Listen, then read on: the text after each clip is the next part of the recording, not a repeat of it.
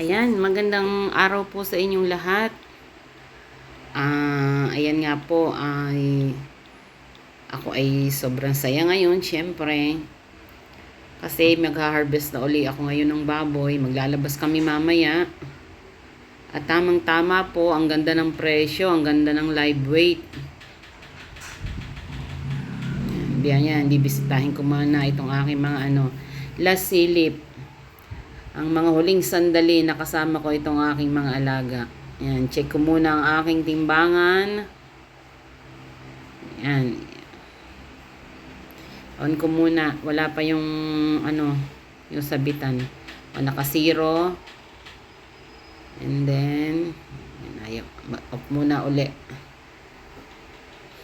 Ayan. Hello mga Pepa. Goodbye na uli sa inyo. Talagang ganon ang hanap buhay.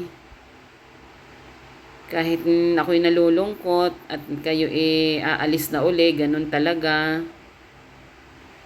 Kung hindi ko naman kayo ibebenta, lalo namang mahirap, di ba ga, lugi naman. Ito po ang mahirap sa ating negosyo. Pag napamahal na, ang hirap pakawalan. Ayan na po, ang aking mga buyer. Itong aking mga buyer ay mababait ito. Matagal ko na silang buyer. Trusted na. Kasi karamihan sa buyer, hindi ko naman nilalahat. Maraming buyer na madaya.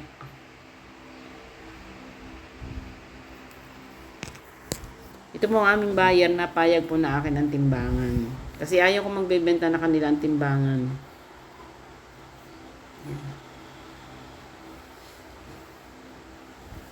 Ayan na, gusto na lumabas tong isa. Nagmamadali. Ang sarap mag-alaga pag ganito ang presyohan ng live weight. Kasi po talagang pag ganitong buwan, mataas talagang bentahan.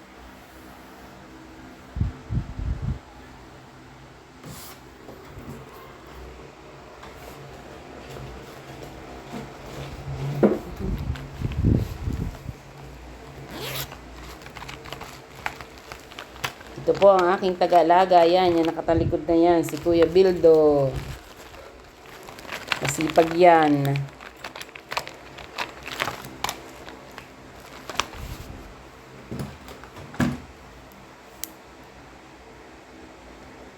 Ayan, umpisa na po tayo.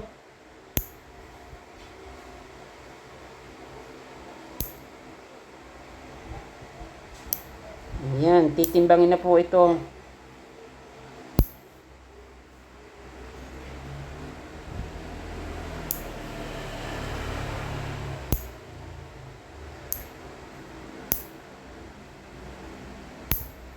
Unang timbang, ilang kilo?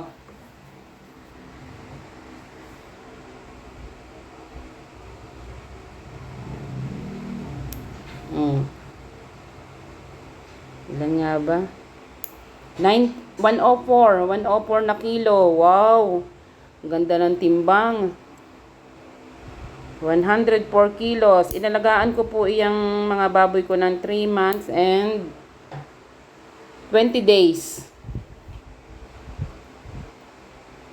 Sa 3 months and 20 days, ayan po, nag-average na po siya ng, ang isang ulo po ay 104 kilos.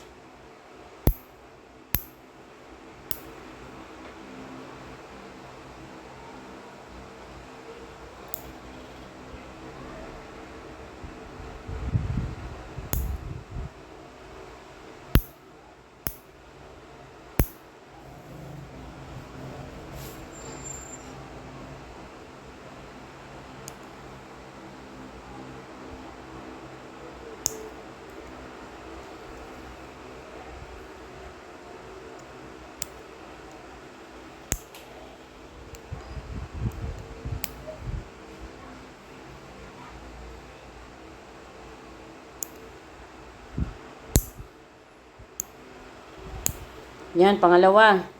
Pangalawang timbang na po.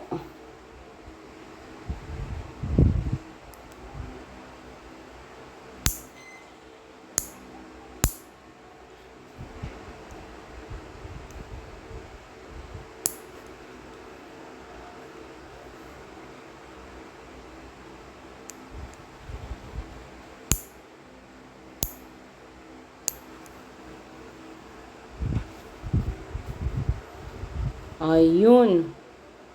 103. Kasi may point pa po yan, kaya lang yung points hindi ko na isinasama, binibigay ko na sa kanila. Ang galing. Kaganda ng timbang.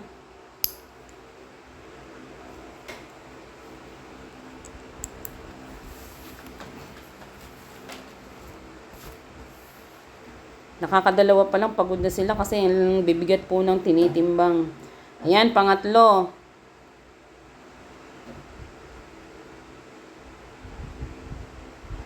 Pangatlo ay, ilang kayang kilo ito? Yun, 98. 98 kilo, wow! 98 point something. Sa kanila na po yung something.